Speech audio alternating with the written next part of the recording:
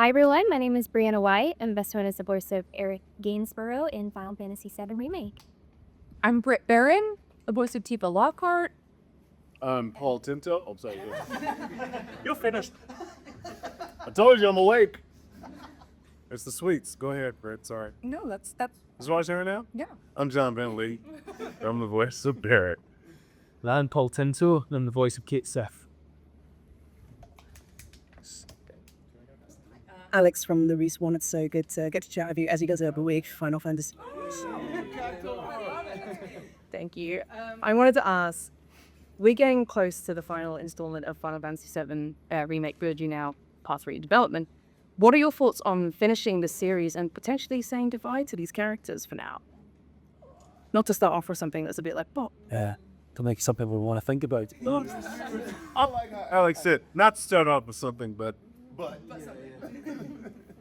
Matt. I mean, I don't know if it's dawned on you yet. I think the third part of the series seems so grand and huge, and like I don't think I don't know about you guys, but I feel like we've started touching the surface of that part of the game.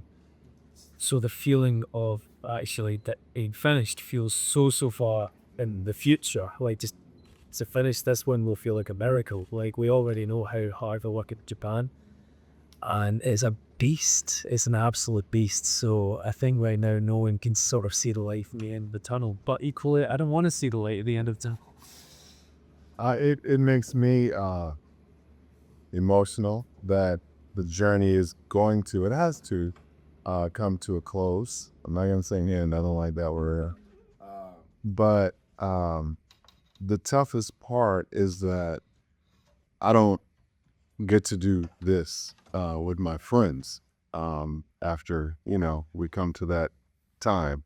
So that's the part that's gonna be the saddest route. we have a whole other game. Yeah. Well, we'll see. I don't know. Promise. I hope there's many. I'm in denial. So I'm like, there'll be spin-offs, right? And other games and DLCs. It's not done. It's not over. And these conventions are great because people come up and tell you sort of like, oh, I would love to see a remake of this. I would love to see a remake of that. And I just started like, yeah, so would I. I'm like, tell Square. Hamaguchi-san is here, right? Yeah, I feel much the same way. It's very bittersweet. I mean, this has been a part of my life for so long now. Just on stage at our panel, we were talking about how these characters feel like a part of us, and having to say goodbye to Aerith is, it's going to be tough. But saying goodbye to Aerith being tough is not something that most people are unfamiliar with. No spoilers. We're all, yeah, for the OG, we're all in this together. Yeah. So I think for all of us, it's been an awesome journey. But yeah, when it is time to be over, it'll definitely be sad. Yeah, so much. And then knife to the heart, or sword rather. It's all about. Anyone else? Yeah. Sweet tats. Thank you. Each of you, what are your favourite moments for each of the characters, obviously in the first 2 games so far, and what do those characters mean to you? Boy, there's someone else dive in with that. Yeah, we start over here. Okay. So my favorite scene for Aerith is in Remake. I think I've heard some people call it the resolution scene. But it's sort of this like quasi dream sequence after Aerith has been kidnapped by Shinra, and her and Cloud are having this conversation about, thanks for all the moments and the memories. You've made me more happy than you know. And Cloud says, wait a minute, I'm coming to save you. It's not goodbye yet. And there's so much emotion and nuance in that scene. I remember while recording it thinking how much people are going to love it and how excited I am for people to experience it. So that's definitely one of my favorites. And I think another one of my favorites is the rooftop scene between Cloud and Aerith, where you're kind of getting an intro to Aerith's character. And I love that one because it really fully encapsulates who she is, that she is sweet and kind, but also mysterious, but also she's not some princess who needs to be coddled, falls off a ladder, shit. So I think she's also tough, and getting to see that variety in her, that she can be sweet but also tough, that she can give hope and optimism but also curse like a sailor, is like, that's my favorite thing about her. My favorite scene would probably be, it's really not an iconic scene. It's not like one of these standout classic scenes, but it was in Remake. You've heard this. When she's on the train with the Barrett and Cloud, and there's a point where and I recorded it really early on in the journey, and Barrett's like, all right, and I'm like, wait, we need to save all these people. And you're like, who cares? They're Shinra. And she's like, I don't want anyone else to die that doesn't have to die. And then it's that moment, and we turn back into, like, she turns and it's like, my turn, and she starts fighting with Cloud. And I just felt like, oh wow, this really captures who she is. She's like this really empathetic and kind and kind of motherly figure amongst the group, but at the same time is like this incredible fighter. And I felt like really early on that helped guide me for who she is. But I don't know. From Rebirth, oh gosh, I don't know what my favorite. I kind of like just the Aerith and Tifa. I think it's like, I love playing Tifa, especially when she's kind of vulnerable. And I feel like that was a really sweet, like, they both like really care for Cloud, and there's concern and there's friendship between them. And I like those softer scenes. It's fun playing her badass too, but For me, I think any time I get to be around Marlene is always an intimate moment, which is great.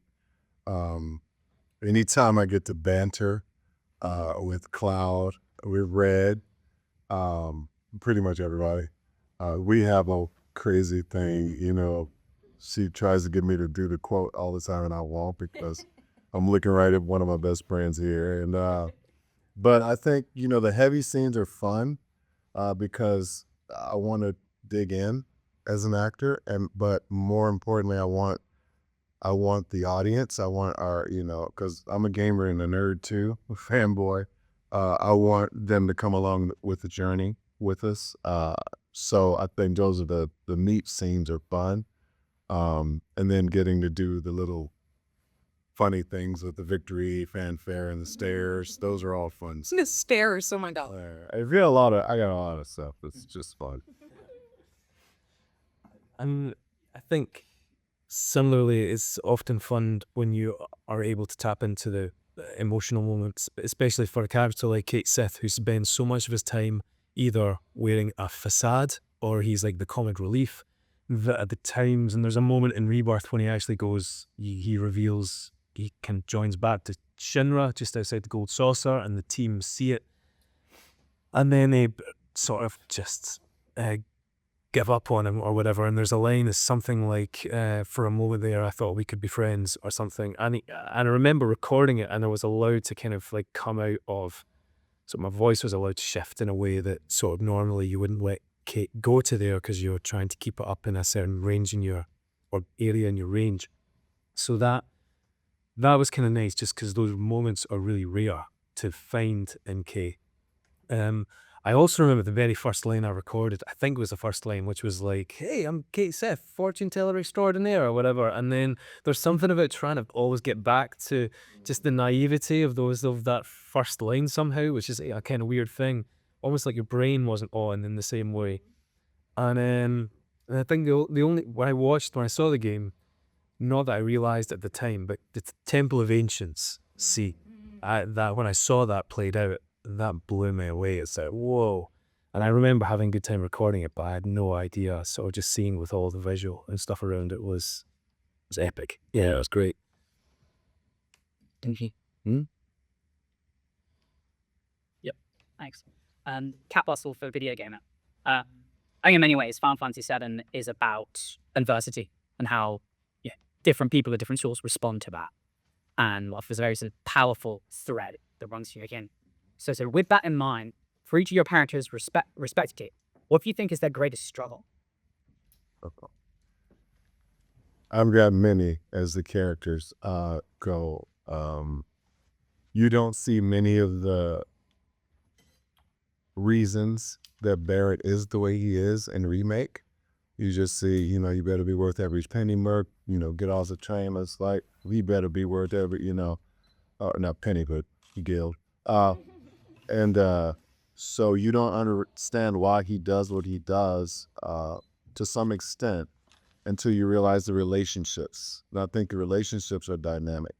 And because the relationship, Barrett, I always say he's the point guard of the team. He has to spin off of everyone else, whether they know it or not, whether they're introduced to the party, whether they're introduced to the groups. But there's always an emotional tie with him. And he doesn't know how to not be him without being gruff, right? So he has to adapt and adjust. So for me, the struggles, of course, they come from his past. Why his arm isn't there. Why he feels so fatherly to Marlene. Why he has the relationship he has with Dying. Why he doesn't want to go back to Corral, but has to go back to Corral. Why he treats Cloud the way he does. There's so many things. Why when he meets Aerith, it's a whole different dynamic than Tifa, who's like a grown-up Marlene. There's so many dynamics in the relationships that I think they built. And I think you can't do that without having a mindset of being the spinoff of the diversity that comes from it. So if you don't go deep with it, as an actor prepares for the particular scenes, or as an actor in your research and what you're gonna do on the day, because we get our stuff when we get in the booth, right? We don't get to pre-read anything. Then you have to allow yourself to be vulnerable. And what better place to be vulnerable than be wide open for anything that comes at you?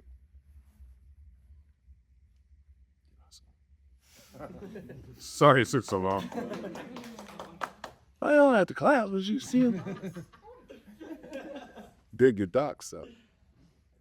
I think weirdly, not that I see obviously think through the lens of Kate, and not that you're necessarily playing this, but what's going to become more interesting as the game goes on. I mean, when people ask me about emotional things about Kate, I don't know how to answer. I'll always just say, ask the guy that's playing Reeve. It's quite an easy get out clause, but I think something that's probably going to be, I have no idea, so don't quote me on this, but I guess something that's probably going to be explored more in part 3 is Reeve's relationship with his political responsibility with everything that's going on. And what more of I don't think it's always been relevant, but it feels very, very relevant right now to be looking at a character who's got some responsibility of what they're seeing from a political standpoint and trying to figure out where morally they actually stand with this, and how, or if they're just going to join forces with the job that they've got because it's their job. And Give him a cart with a lancet at our time. exactly, yeah. So I feel it's probably, sadly, going to be even more timely when the game comes out. And not that you see Kate wrestle with that necessarily, well, not in Rebirth, but I think behind it, there's probably a lot of that that's not being said here.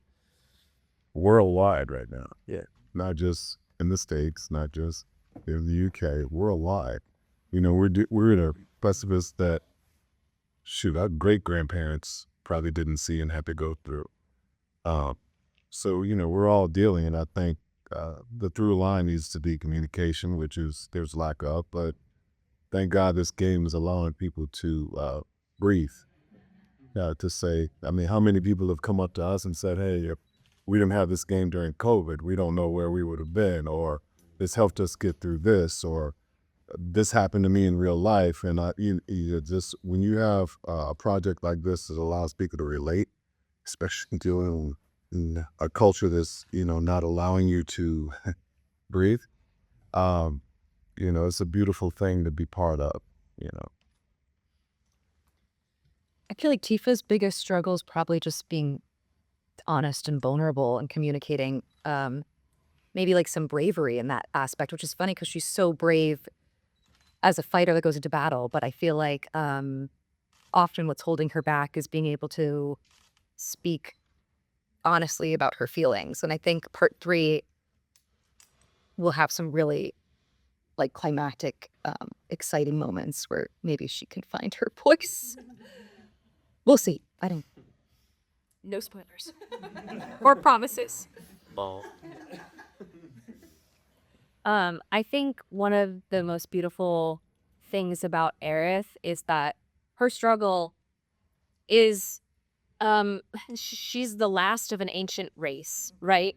Like that's very lofty and fantastical, but at the core of that, the directors and writers, the entire creative team have really been able to whittle that down to she feels alone.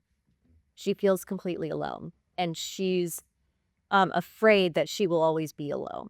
And I think that's one of the beautiful things about her arc coming through with Rebirth is that for the first time, she's not alone. She has a group of people that understand her, that love her, that create these beautiful memories with her.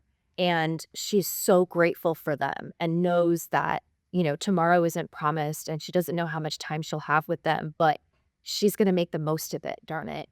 And so I think that's something we can all relate to is that we're not alone. Even if sometimes it feels like we are, sometimes that connection that we're looking for is right around the corner and we just have to hold out for it. Aerith had a really hard life. She spent a lot of time in captivity completely alone. And so I think that seeing her relationships bloom with the rest of the team is one of the most special things in video games in general. And very much so the one glasses. Yep. If there was any particular scene or line or of dialogue in the original that you would like to recreate for this final part of the trilogy. So from the original game, is there a particular scene in the original game that you would like to recreate in the... We'll see. Pretty iconic. I had nothing but symbols and stars. Yeah, so, yeah, I think the writers did an awesome job doing what they did, And so that's funny. Yelling Marlene was a fun thing. People ask me all the time to recreate This Guy Are Sick, which is a mistranslated line from the original game, but that would have been in remake. So yeah, I don't know. No, that didn't make it in there for some reason. So yeah, I don't know. So I'd probably take that weird existential monologue that Kay has as soon as he goes into the Temple of Ancients. Nice goals. So it's the most surreal thing where you're watching it, you're like, am I tripping out here? I think I probably is like, yeah, let's have a crack at that, see what happens. Can write it to the live stream. Yeah. Sorry. Just curious, are there any lines of dialogue for any characters in the game that just stick with you? Or both games, sorry? Even your own characters. Caleb has one I love, Embrace Your Dreams. Zach. I wrote it. Honor. So he's got some really good stuff that's really cool. My thing is, I say it under my breath when I meet people that I'm introduced to, and they're like, yeah, you really need to meet such and such. In the back of my mind, I'm like, you better be worth every day. Well, those are my little things. Man, there's so many. There's a line that people remind me of this quite often. There's a line where you take a piss out of me. Which one? I think there's a line where you try and put on a Scottish accent or something. Oh. Yeah, them in the buggy. Yeah, when we in the truck. Funny. And then I had to go back and listen to it. So I'm waiting for an opportunity in part 3 where I can sort of give it back. Cause that's happening In real life, like I'm around Paul, just like, man, just talk. And so today we're in line, and this girl just jumped in front of the line. We aren't even open yet, and she's talking to Paul, and he goes, "It's great, it's great." And I'm going, "Speak." And he's like, "What?" And the girl's looking at me like, "What?" I said, "Say it again." And he's like, "What are you talking about?" So I went over to the girl. I'm like, "Tell him to say great." And she did. And he did it. And it was just like, I'm good to go. We can start today. Yeah. I don't know what it is, but it does sound like a phenomenal accent. Yeah, to our ear, it's just magical. there's some interesting. Not that I've deep dived into the realms of the internet with it, because that's a scary place to go. But there's some people that have, at least especially in the early days when they were like, where's this actor from? And there's some guesses out there that go from all over the world. Scotland's usually a fourth in the list, usually after Irish, and then people go all the way to Australia for Earl. Yeah, someone showed me a Reddit post of a Scottish person that actually said, like, nah, he's not Scottish. Oh my God. This is even weirder. And then someone else says, no, he is. I found a video of him performing Tam O'Shanter, a poem by Robert Burns, in Dubai. Oh, wow. Yeah, someone owned it. I was in Dubai Expo in 2020 doing like a Scottish cultural thing, and I was performing Tam O'Shanter. And then someone recorded that, and then that came back as in a kilt as well. Say it wasn't big enough, and they said, no, he is Scottish. Here's this guy performing Scottish poetry with a kilt on in Dubai. Kids have gone that far. To really. That's Within the family title. So, is that at Mars bar as well? I found that out when I went to go visit, man. I'm like, yo, dude, y'all fry Snickers? He's like, and pizza. I'm like, nah, I'm good. Worked like that years ago, and as a kid was Britt Baron, went to Glasgow, and so yeah, going should we get a battered Mars bar or what? Yeah. We were by the university. And you're like, yeah, son, you should go to that restaurant. I went to that restaurant. I'm like, nope, never again, nope. It's deep fried Mars. Oh my gosh, you can't use the bathroom. High rare right like this, but it's just key. Britt, what's your favorite line? Sorry, Brent. On the cake symbol. What is my favorite line? I don't know. I'll be fine. You've seen how much ass I can carry. I really do, but that's a really good. So that's when I need it, like my mantra. Actually, that should be. Yeah. Anytime. No, it's not, but it will be now from Okay. to auditions. Yeah. See, shots I can carry. Look, I have a lot of favorite lines, of course, but I think one that really sticks with me is at one of the cons that we've done. Someone asked, like, what's your favorite scene, or, what's something really memorable? And you said, one day we went into the booth, oh God, and we just had different variations of ribbit, ribbit. Yeah. That frog mini game? No, I never forget that. Just Britt saying ribbit, ribbit, like, you're asking a question, or ribbit, ribbit, like you're excited. And always I think about that. Those are real lines of dialogue. Remember not to say. I mean, that's our job. Funny. Firstly, congratulations on the game. And my question for you all is, what was your first core memory of a video game in your life? And what do you think the first core memory of your character's life in general is about how they perceive the world? First of all, you got a great voice, bro. Have you thought about voice acting? Are you looking for an agent? Our Atari 2600, Space Invaders or Asteroids. As a little kid, the only child coming home, and latchkey kid, finishing the bunch of fries and playing that video game, and then doing my homework before my parents came home and the game got me in trouble. But as far as I think the character of Barrett in this particular game, I think it's important that he represents who he is as a man. I think it's important that he represents his culture.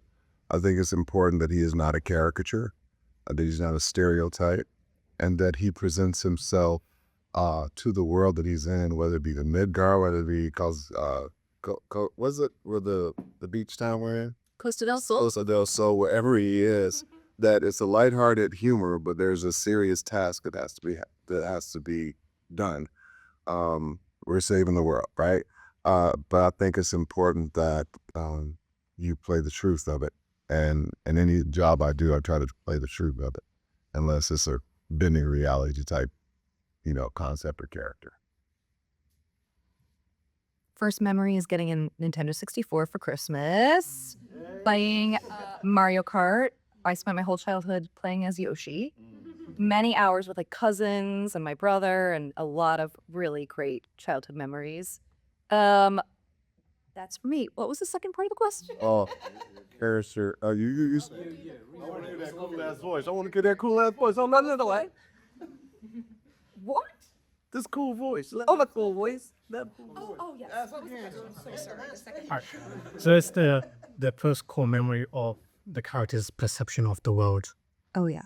Okay. Whoa. You might have to come back to me. I'm a little jet lagged. I got it last night. Sorry, the question is, what would your character's core memory be?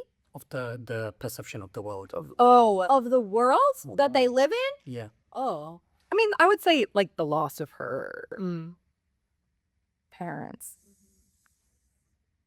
particularly dad, maybe, like shaped. I feel like. Yeah, especially who we see now. Yeah.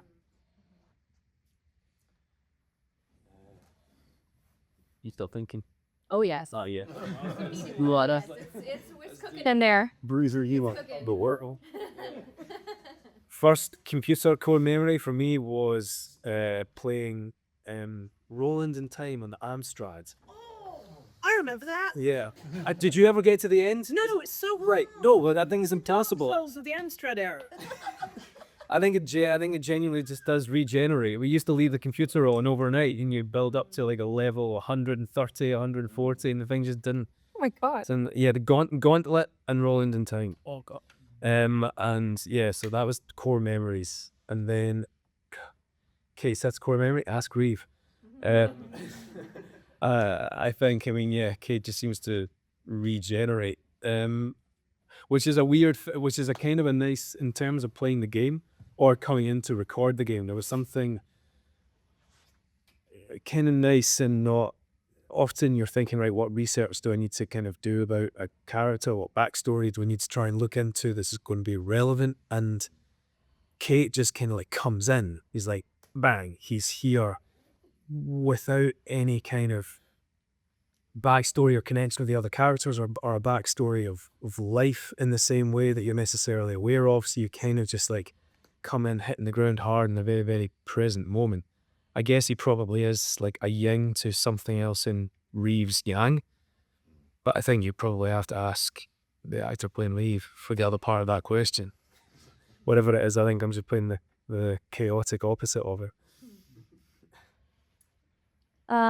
My first core memory of gaming is I would sit on my mom's lap and play King's Quest with her. The King's Quest 6, maybe 5, I don't know which one exactly, but I mean, it was one of those RPGs where you had to like type in what you were about to go do, like go check under the rock to go find a key under the rock. And so I was just enamored, just wanting to spend time with my mom, and that continued to be something that was special for the both of us together as I grew up. For Aerith, yeah, you're not gonna not form a core memory when you lose Parrot. So similarly, I think for Aerith, and anyone who's played Rebirth can attest to that being an intensely emotional moment for her, but also something that really informs her character. Thanks so much, performances. Anyone? Of all the Final Fantasy games, of which there are so many, what do you think makes 7 so iconic? Yeah. I mean, not to speak for you, but I feel like that is really what makes it iconic. Huge part of it. We all grow to love that the character there, and you can't not. And without spoilers or what happens, and then all of a sudden you're like, wait, we just had hope. Wait, we just had faith. Wait, we just found love. You know what I mean? So, yeah, and I think Breezy plays it incredibly. I feel like it brings a different gravity to the story. Like I felt similar to watching Game of Thrones at the end of season 1, where you're like, wait, what? Like no one's safe? I'm so used to watching shows like 24 where like Jack Bauer's in these crazy positions, but he's gonna survive and everything's gonna be okay. And so I feel like I really enjoy stories where I feel like it really brings the stakes to a new level when you're like, you could fall in love with characters, there's no promise of tomorrow. Right. I feel like it really changed the history of gaming. And here's the deal: we just did all this new stuff from the OG, and I'm gonna say it. I'm sorry, I'm gonna put you on the spot. I'm gonna say, because I don't know if any of you guys realize it, this is our first video game project. Really? Yeah, this first. Wow. project. So for her to be able to take an iconic character like that with so much gravitas and make everybody go through this journey, I think it's a huge accomplishment. She doesn't say it enough, and no one says I'm saying it. She said it earlier, but no one realized. Talk about coming out of the gates. Yeah, right. Yes. Yeah.